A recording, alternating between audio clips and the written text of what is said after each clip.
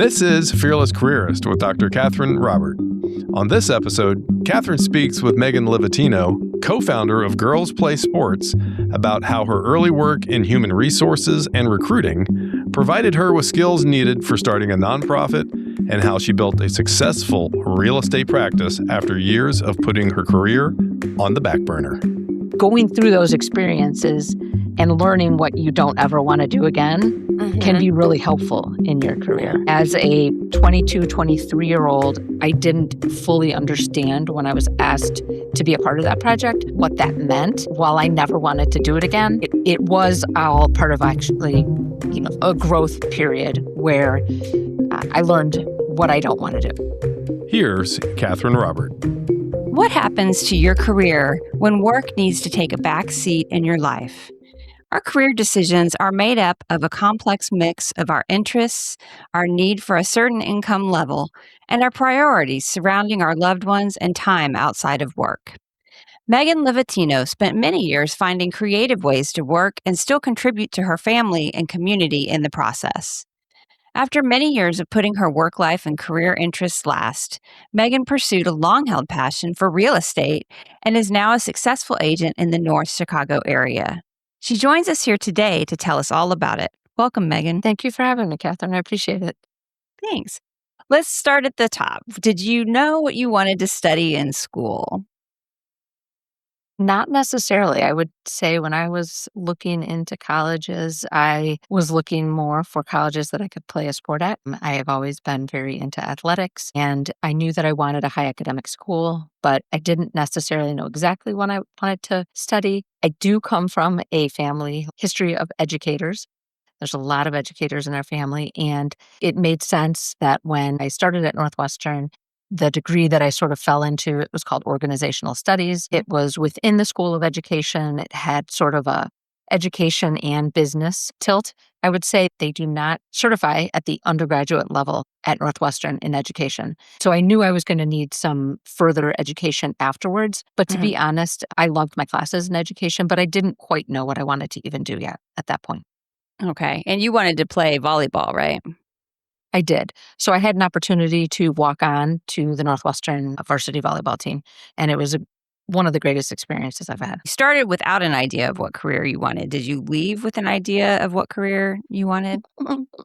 Not necessarily. I knew that I was going to need to go on to get a master's degree, but after 4 years of college, I wasn't quite ready to go do that yet and then start teaching. I decided to get a job in the real world and start making some money and sort of decide at that point what my next step was going to be. So I got a job with a company, local company in their human resource department, and I was a human resource assistant. And I worked alongside the human resource vice president and helped him with a number of different aspects of human resources and started to learn that side of business. I honestly don't remember this next step because I went on to get my master's in human resource management from Loyola University. At some point working there, and I only worked there 18 months, I decided to go back and get that degree. I honestly don't remember what prompted that. Did my boss suggest that? Did I decide that? I did it at night and got a master's in HR management from Loyola at that point. Right. So obviously, I liked human resources enough that I decided to do that.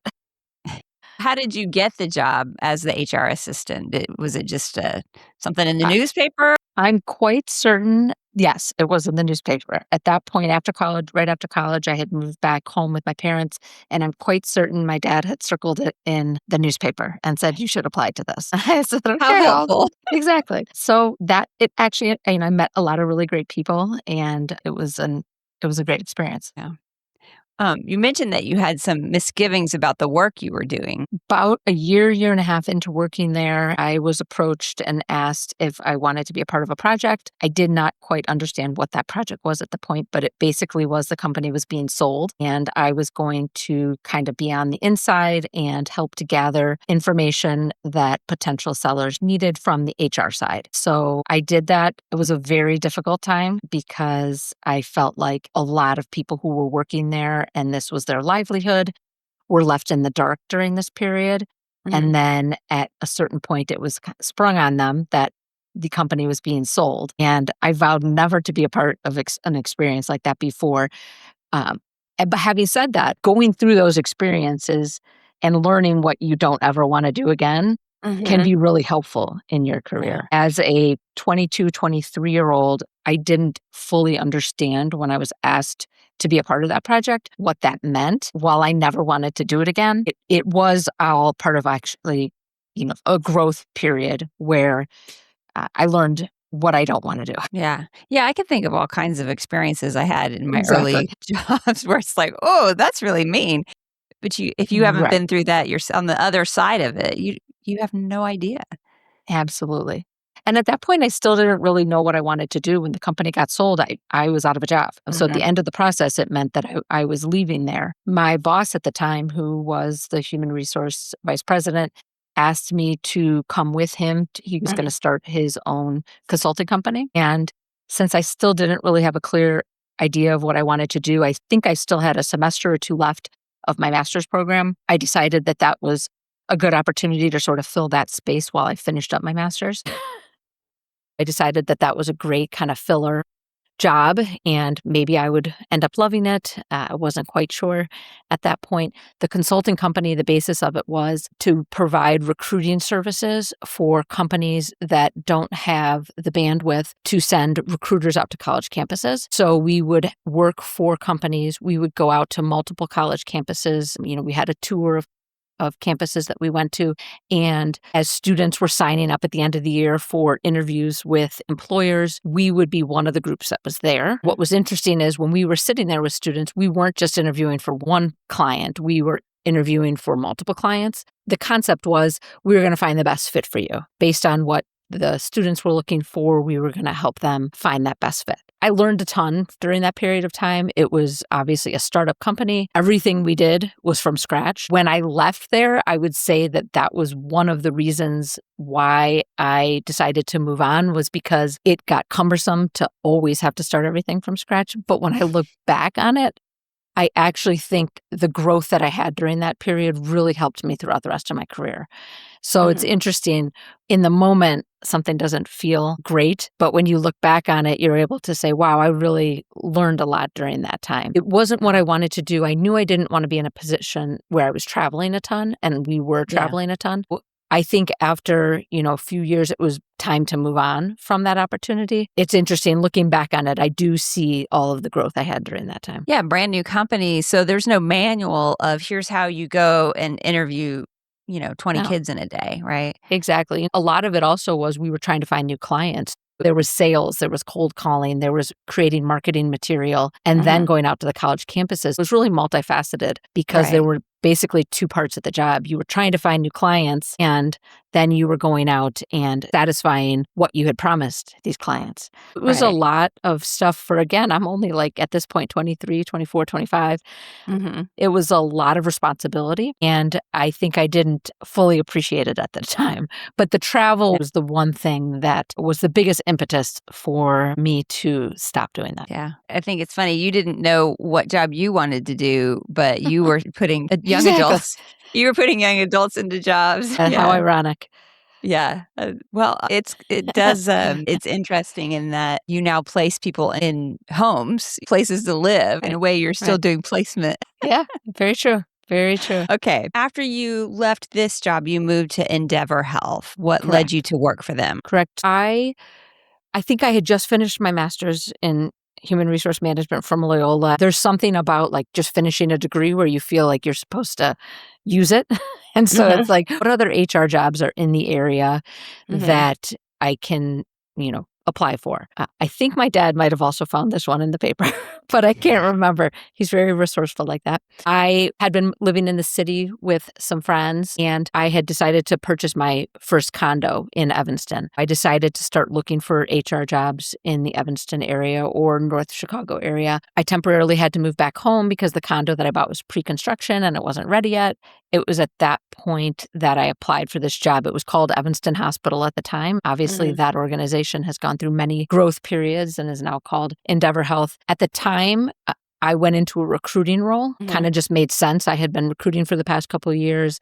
That was, my expertise. I went into that role, and was only in that role for, I think it was less than a year, 6 to 9 months, I think. And I slowly transitioned into their HR information systems area. I think as a recruiter, I realized that there were some inefficiencies with the HR system. I started creating some things that I was using and made some suggestions. From that, myself and a few other people became the HRIS department, and we helped to build different systems within their HR department. I was there for 8 or 9 years. During this period, I again made a shift in my head in terms of what I wanted to do.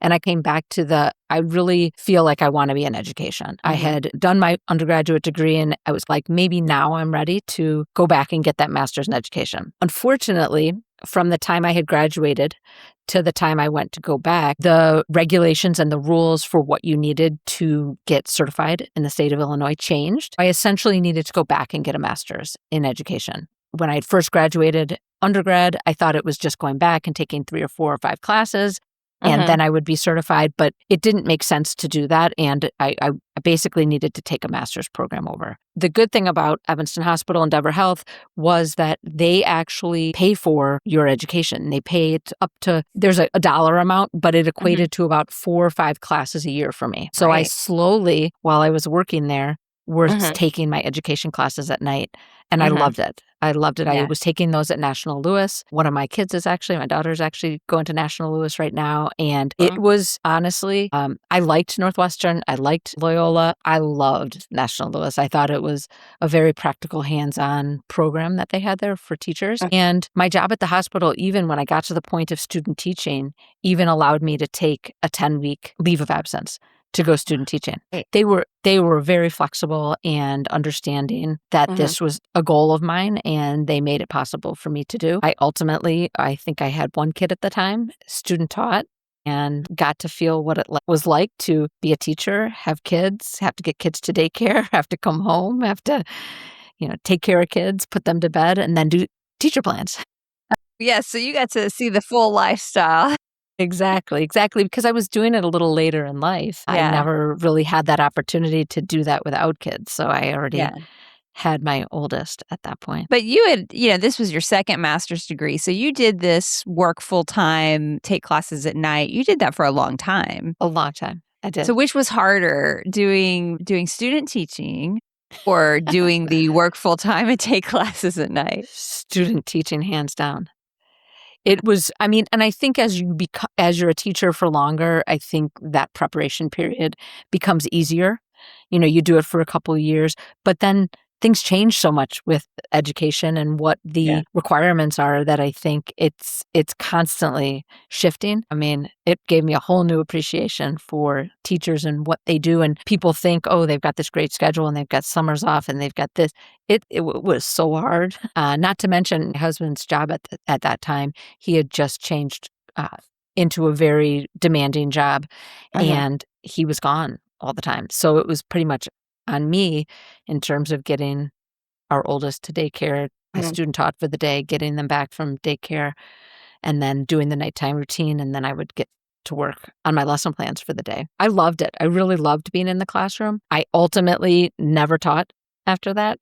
I really still have dreams of going back and teaching, but it just wasn't in the cards. I think I was pregnant with my second then by that point, and with my husband's schedule, and it didn't make sense. So it was hard to say, again, now I've done all of this school and I've done student teaching and made a lot of sacrifices in that process, but I knew that it was best for me and my family. I couldn't imagine being a really good teacher and being a really good mom at home because they're both very demanding jobs. Yeah, exactly. So, did you go back to the hospital full-time? I went back to the hospital part-time. Okay. At first, I went back to school part-time. And after a few years, I think at that point, I might have been pregnant with my third, I had decided to step down from working part-time. There was an unfortunate situation with a coworker who passed away. This was before working from home was a thing. Right. Way before COVID and everybody working on Zoom and whatnot. Yeah. The hospital asked if I would work on projects and I could work from home. Oh, great. And so for years, I would do projects for them from 4 o'clock in the morning till 7 in the morning. And that allowed for me to be home with the kids and not have to have childcare and not have to worry about trying to fit it in the daytime with them awake. Right. I wanted to make sure I had 3 hours a day dedicated to working without interruptions. Yeah. Some weeks I had to find extra hours depending on Yeah. what I was working on. But I did Yeah. that for a long time. I think I did that till 2016. Wow. So you were able to keep working and full-time mom. I mean, that's not easy to do. And I would say it was awesome. It Yeah. really was a great mix. And Yeah.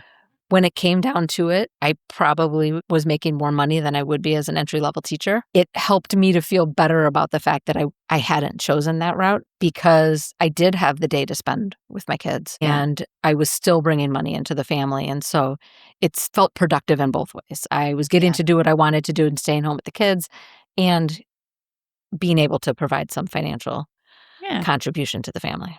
It's awesome. So that was good. I did like that. In 2014, then my husband and I and another community member started a nonprofit organization, Girls Play Sports. I did both of those for about 2 years. There was about a 2-year overlap where I did Okay. Girls Play Sports and the hospital. Couldn't quite give up the hospital yet because I needed still to have some income. And it Right. took about 2 years working on the nonprofit to get to a point where we actually could pay ourselves a little bit of a salary. Okay.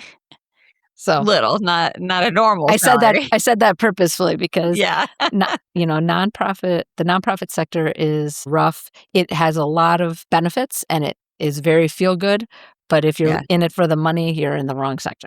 Right. And it pays even less than teaching, if that's even It pays possible. even less than teaching. That is correct. And the number of hours, I think that got me used to the hours I spend as a real estate where they're odd hours, like nights Yeah. and weekends, and is because there was a lot of nights and weekends working for the Well, tell nonprofit. us about Girls Play Sports. So we started Girls Play Sports in 2014. It stemmed from a need that my husband, who is the athletic director at Evanston Township High School, and another community member, Liz Mayday, who is a special ed teacher and a volleyball coach, had noticed that there was a huge decline in girls' participation in sports in Evanston, which Liz and I both had been female athletes at Evanston High School. And we were like, what the Right. heck is going on here? We know that the sports participation really shaped who we were, and we know how much it can shape kids. We were like, this can't be possible. We have to do something to make sure that the sports in Evanston continue to be a big part of girls' lives. After doing a little bit of research and talking to people, we determined that the time when girls give up sports is middle school, when for some sports, it becomes a cut where girls try out and they don't make it. In the middle school years, when girls would get cut, they would say, well, I'm not an athlete. And then they would stop identifying as an athlete and they would stop trying out for sports. And so we noticed that and we said, well, what sports are the girls getting introduced to? And they were the very traditional, girls play soccer and basketball and some swimming, maybe some tennis, but there's 17 different sports offered at the high school. And a lot of them, there's either not youth sports programs or the youth sports programs are so expensive. That could be a whole nother podcast about how expensive and ridiculous Yeah. youth sports have gotten.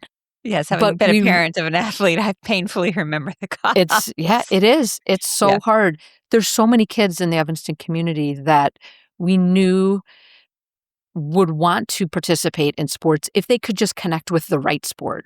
Right. And if there was not a barrier for participating, where there Okay. wasn't thousands of dollars. And so we built Girls Play Sports with the model that throughout the course of the year, girls would be introduced to all 17 sports that are offered at the high school. And this model kind of came by accident, but we realized quickly that it was the best model, is that the high school girls are the coaches. Originally, the first couple sessions were run by adult coaches.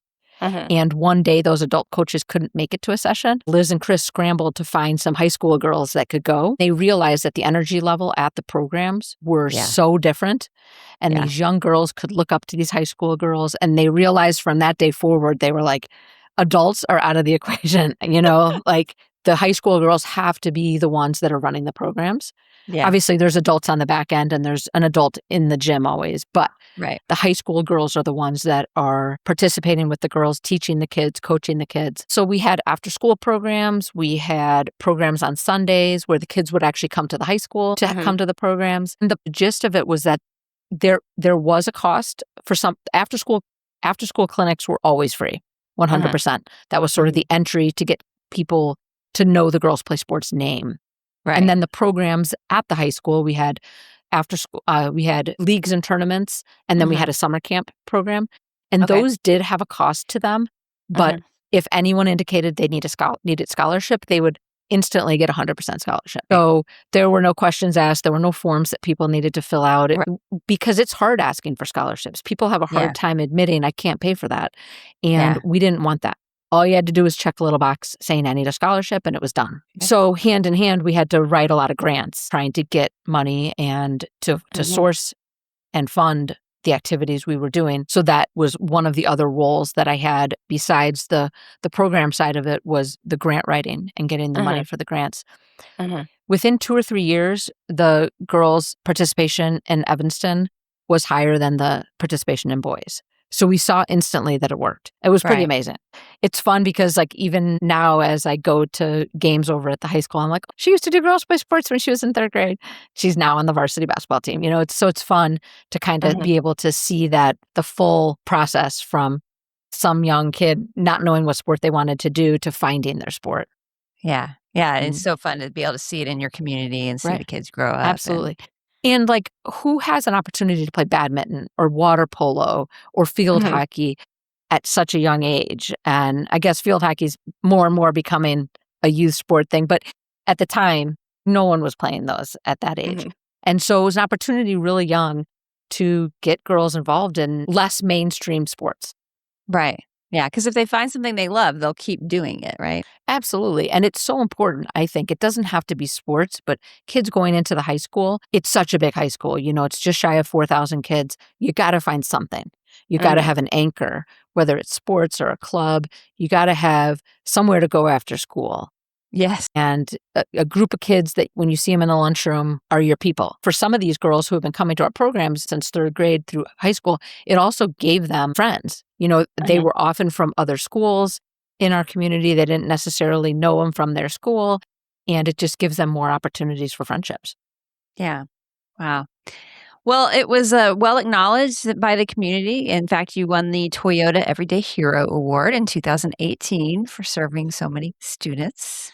I did. Myself and Liz went out to, and my daughter went out to California. It was a pretty incredible event. The ESPNW holds a female athlete summit every year.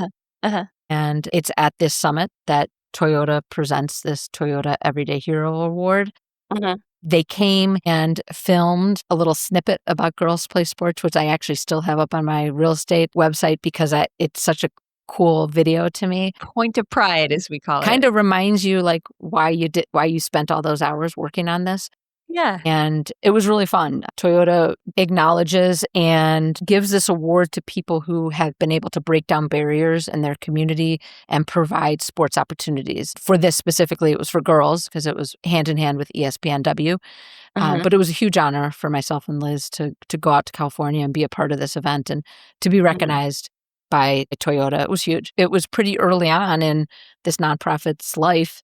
Yeah. And it kind of was like, oh, what we're doing is being recognized and being noticed. It must be important.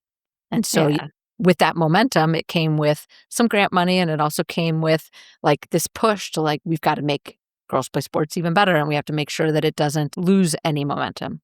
COVID did that a little bit. Sounds like you did. I'm in awe of the schedule you were holding down, especially during the first couple of years before you were getting paid, working from 4 to 7 in the morning for the paying job, practically single parenting since your husband was the athletic director, and then running the business of the startup nonprofit, plus attending all the activities that Girls Play Sports was sponsoring and all of the evenings and weekends. I do look back and wonder sometimes, how the heck did I do that? How did it all fit in? But it was fun for the family to go to these events, right? It was actually, I mean, our kids like grew up going to these events, going to the gyms. I can remember our youngest when he was 5, he would sit at the registration table with me. And if I needed to like send a message into the gym where Liz was with the girls and the high school girls, he would run into the gym, or he would be passing out t-shirts. And Yeah.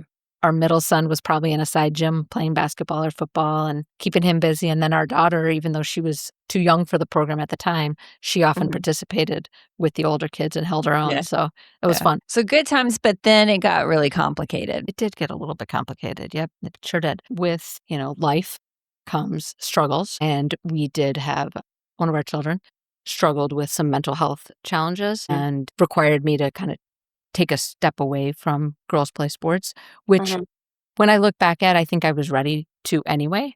And it was during a therapy session actually with one of my kids' therapists, and they looked at me and they said, "So what are you doing for yourself?" And I kind of laughed because I was like, I don't have time to do anything for myself right now. And that therapist said, "By the time you come back next week, you have to have done something." And I'm not talking about getting a haircut, doing your nails, you have to do something for you, something you've always wanted to do. And I took that advice to heart. Yeah. At first, I was like, this is never going to happen. Like, what could I possibly do? And then I really thought about it. And I said, you know what? I have always wanted to get my real estate license. I had thought about it years back. I think I mentioned early on, I bought my first condo, and I bought it pre-construction. I had even looked into doing it at the time. But then as soon as I realized it was 100% commission and I had just bought a new house, I was like, well, I can't do that. Can't do that. And so this was a pretty awesome opportunity and a really pivotal turning point in my career when I decided to go and do this 5-week real estate class. I still, in the back of my mind, I think I thought, there's no way I actually can switch to this career, but I'm doing something that the therapist told me to do, and I'm doing something for myself. But as I did it, every single day and every week that passed, I was like, I love this. I love this. I want to do this. And it really it was an amazing experience. It really was, because it just happened at one of the most difficult times. And it honestly became one of the best things that possibly could have come out of that situation. So it was a relief to pick up work that you'd thought about doing. And it was. And I had scaled back on girls play sports stuff while but I had to do it because I had to find a new executive director. So I hadn't walked away from that completely yet, but I just knew at a certain point that I was going to have to. And so while I was doing the courses, I was kind of transitioning the executive director role of girls play sports to someone new. I passed it off to an amazing person who lives in our community, and she's doing an amazing job with it. And it continues to grow. Obviously, those COVID years, it kind of came to a halt. Yeah.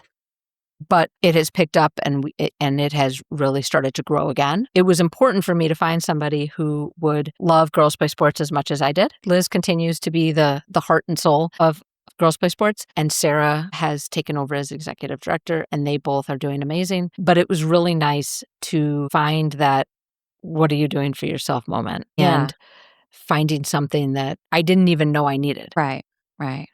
So, how did your first year as a real estate agent go? my first year was an interesting year because I became licensed in 2019, and I did all of the training required, and I, went to every training class possible. And then COVID happened. And so the first couple months I would sit on training classes every morning, and I would have my 4th grader sitting next to me doing online school, and my other 2 kids would be scattered throughout the house doing their schooling. And I honestly didn't know what was going to happen.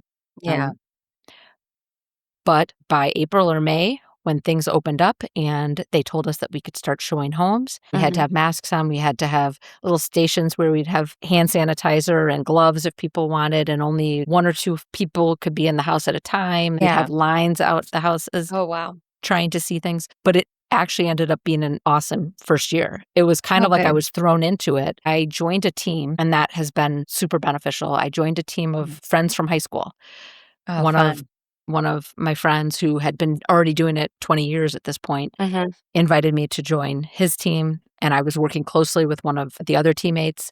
These are all people that I met when I was 13 and 14 years old, and it was super fun. And It was an amazing first year because during COVID, we saw a lot of families wanting to move from the city Mm-hmm. into bigger properties that had backyards. We weren't sure how long are we going to be stuck at home. People needed to have places for their offices, places Yeah. for kids to do schooling. We saw a lot of people trying to exit buildings, so condo buildings, apartment buildings, trying to get single family homes. And the years of COVID, 2020, 2021, even into 2022, the market was bonkers. And the prices were escalated. The Mm-hmm. interest rates were almost nothing. I think they got down to like 2.5, maybe even lower. And people were refinancing, people were moving. Every place you went into had multiple offers. Some things haven't changed because that's still in some areas where the market is looking right now. But my first couple of years, I really got thrown into it. And I got a quick kind of crash course into real estate. And the people, the friends that I am on with a team who had been doing it for a while kept saying, "You're never going to see it like this again. It's never been like this. We've never seen it." That was my normal. So when it did slow down a little bit in 2024, and now, inventory is still really low. I wouldn't say it's slowed down. It's just a different type of work that we're doing Yeah. right now with Yeah. buyers, especially. I now know what they were talking about because I was really, really busy my first 3 years, which was great. I think a lot of real estate agents, when they first start out, are not like that. Yeah. Oh, that's fun. Well, what's your Yeah. favorite part about working in real estate? I think my favorite part is that no 2 days are the same. Mm-hmm. I honestly can't imagine going to an office from 9 to 5. While it would be nice at 5 o'clock, you're done with your work sometimes. At the same time, having that flexibility where if one of my kids needs me to bring them to the doctor or go to some event or drive them somewhere, I'm available and I can work my schedule around it typically. Right. No 2 days the same. You're meeting new people every day. There's so many benefits to it. I really some people might not like working on weekends, but especially as my kids are getting older and they don't need me as much, sometimes it's nice to have something to fill your weekend with. And Yeah. I honestly love going in to see homes. Yeah. One of the first things I always tell my clients when I meet with them and their buyers is don't ever hesitate to tell me you want to see a home, even if you don't think it's perfect for you, because seeing as many homes as you can really will help you know when you've walked into the one that you love. Mm-hmm. And on top of it, I love going to see homes. So, and I say that with my whole heart, I really truly mean it. I truly love going to see homes. Mm-hmm. And I love working with first-time home buyers. I Yeah. love working with people who are upsizing or Yeah. downsizing. Really, people always say "Oh, you need to pick a niche that you're going to work with." And I haven't had to so far. Because I think each one of those groups brings something different to the Yeah. table. Yeah. And so I really enjoy it. I've never Yeah. looked back and regretted making that choice. I tell my kids now, as they're 2 are college age and one will be soon, not to feel the pressure of what are you going to be, what career you're going to go into, Right. because as you can see, it's okay to not know exactly what you're going to do, as long as throughout that path you Mm-hmm. find opportunities that you like and you enjoy, and you don't hate going to work. I think you're going to learn about yourself. I think you're going to grow as a person and as a professional. And I think all of those experiences can lead you to what you're kind of meant to be. Yeah. Now, some people know what they want to be from the get-go. They know they want to be a doctor. They know they want to be a lawyer. They know what they want to be, whatever that is. Yeah. It definitely was not me. But when I look back at what I've done, I think all of the opportunities leading me up to being a real estate agent has made me a good real estate agent. Well, I like to Yeah. think I'm a good real estate agent. So, my last question for you is, what advice do you have for young professionals beyond the teen years? Someone who's just getting started in their first job, and who either have a family or planning for one. What advice do you have for them? I think one of the most important things is to always be honest with whatever you're doing, not just honest to other people, but honest to yourself, and not feeling like, for example, I had just finished my master's in HR. I had just finished my master's in education. Being honest with yourself that this isn't actually what I want to do. And that's okay. Right. It's okay to have shifts in your career. And if you're honest with yourself about that, I think you're going to get to your ultimate end goal job faster. And you don't want to get stuck in jobs. I think a lot of people feel like, well, my parents paid for my college, or I just paid for this master's degree, or everybody expects me to do this, that, or the other. I just don't think that's being honest with yourself. I think if people see you happy in a career, they're going to understand that shift. Yeah. And I really do think being happy, and each step along my way, I definitely was happy doing each of those things. And then you get to fork in the road where you say, this isn't working for me anymore. How can I shift it so that I continue to be happy with what I'm doing? It's not an overnight thing. I think younger kids and professionals are so used to instant gratification these days. And they're so used to they think they have to figure everything out in an instant in the time that a reel runs. And it's not that easy. And so I think if you continue to be honest with yourself and honest with others throughout that process, I think that will really help you and serve you in the future. So, Megan Livatino, it has been a true pleasure having you as my guest. Thank you for sharing today. oh, no problem. Thank you so much. I really appreciate it. And it's actually kind of fun going through and thinking through all of the things you've done and what has brought you here, because it's so easy just to, put your head down and work every day. But it's actually been really fun to kind of go back and be like, what was I doing 30 years ago and 20 years ago and 10 years ago? And so thank you for inviting me and giving me that opportunity to do that. Oh, absolutely. To learn more about Girls Play Sports or to contact Megan for real estate services in Chicago, see the links in our show notes. I'm so excited you're here. And remember, you're not alone on your career journey. Together, we can share our stories, move boldly into that perfect job, and we can light the path for our future fearless careerists. I'm Catherine Robert, and I can't wait to hear your story. Fearless Careerist is available on Spotify, iTunes, and YouTube. Subscribe there or visit us at CatherineRobertEDD.com.